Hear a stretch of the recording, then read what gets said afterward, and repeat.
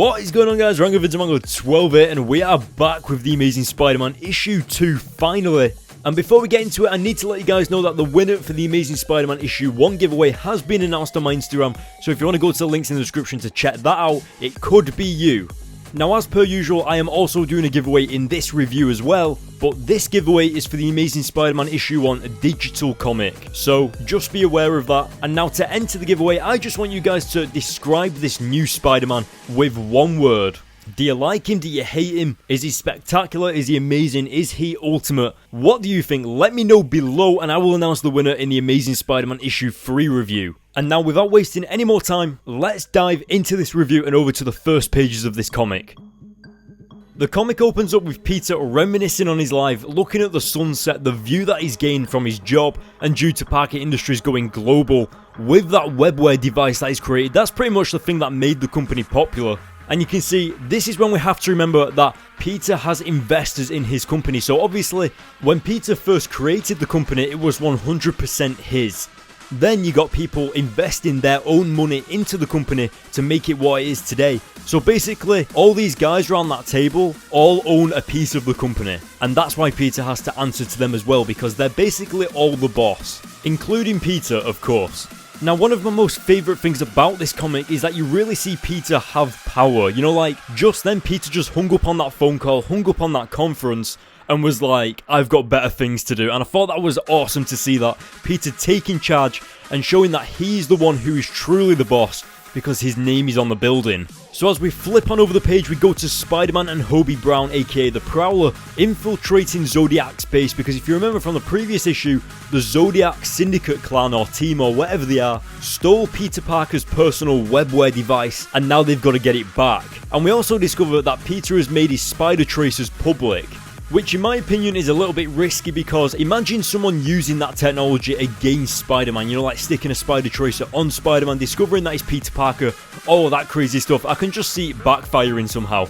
One thing that these Amazing Spider-Man comics are never short of is humour, and I'm really glad that Dan Slott didn't forget about Spider-Man's humour in these situations, and he seems to be cracking a lot more jokes recently. Like when he's Peter Parker, he seems a little bit serious, and then as soon as he puts on the mask, it's like everything is an absolute joke to him, and I absolutely love it. Like, the comic is genuinely funny, and I look forward to the words that come out of Spider-Man's mouth all the time. Even Dan Slott's writing on some of the villains, like you even saw that guard patrolling the ocean all day, getting bored, calling the whales Hermione, Ron and Harry and all that crazy stuff, and just questioning his job of why he has to patrol the ocean. Like, it did not make sense to him, but obviously I thought it was brilliant. One thing I didn't realise until I read this issue was that Peter Parker is talking to a black Nick Fury. Like, in the 616 universe, usually Nick Fury is like the white Nick Fury, and the Ultimate Universe has the black Nick Fury. Whereas, obviously, now that Miles Morales and everyone is all in the same universe, S.H.I.E.L.D. now has the Nick Fury that we all know from the movies and everything like that, from the Ultimate Universe.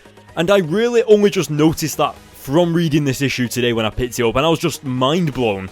Something that you guys may or may not have noticed is that this criminal organization is called Zodiac, and each person's name is from a zodiac sign, so you know, like Taurus, Cancer, Pisces, etc. And I thought that was a really awesome idea from that, just to bring those into it. If any of you guys want to know, I'm actually a Taurus because my birthday's on April 22nd. So obviously if you're born in like June or something like that, I think it's Pisces, and then it changes depending on what time of the year you're born. So you should go and check that out and find out what your zodiac sign is.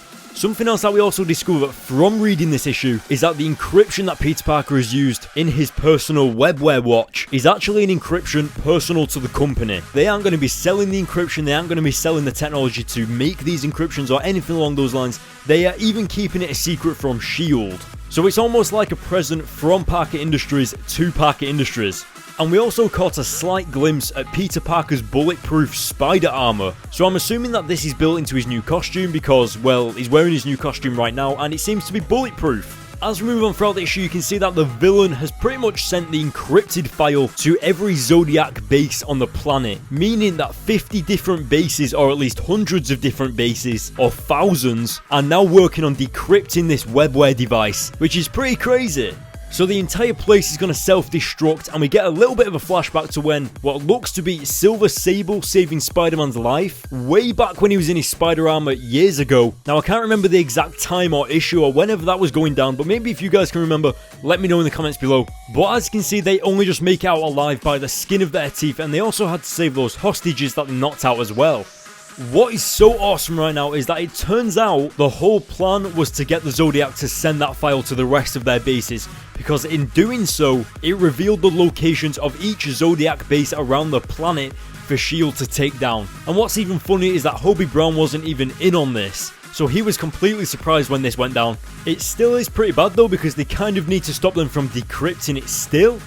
Now towards the end here, Peter mentions that one of his good friends died and he lost that person, but he also lost an old enemy. And then we flick over the page to see the words Mr. Sitsevich, and that is actually the name of the Rhino, Alexei Sitsevich. And I've got a pretty good feeling that he's going to be making a return to these Spider-Man comics very, very soon. And you can see that this guy in the red suit actually offers him something that he seems pretty surprised about. Now I'm not too sure, is this like the love of his life that's supposed to be dead but she's not dead? Or is it like his daughter or his sister or something like that? Guys, can you let me know in the comments below, because I have no idea who that woman is. But as you can see, it looks like Rhino will be returning, so I cannot wait for that. I'm actually pretty interested in who that guy in the suit was as well. I wonder if it's someone we already know, maybe an evil Daredevil, like the Spider-Gwen universe or something. I don't know, I'm just throwing ideas out there. But guys, what did you think? Let me know in the comments section below. And of course, don't forget about the giveaway that I mentioned at the beginning of the video. I'm going to give this issue a 9 out of 10. I'd probably say that it's a high 8 to low 9, but since I'm such an optimistic person, I'm going to give it a 9 out of 10. As I've mentioned in the comic and throughout this review, I absolutely love the humorous side that Dan Slott is bringing back for Spider-Man, and that interaction between Spider-Man and Hobie Brown is just awesome. And we also have the Nick Fury that we all know from the movies as well, now in this universe with Spider-Man, which is brilliant. But guys, now it's time to bring this video to a close. Go to the links in the description for all of the latest comic book news and updates. Don't forget to go to my Instagram to see whether you've won the giveaway for the Amazing Spider-Man issue 1 physical comic giveaway. And last but not least, hit the subscribe button and hit the like button for more, and I will see you all later.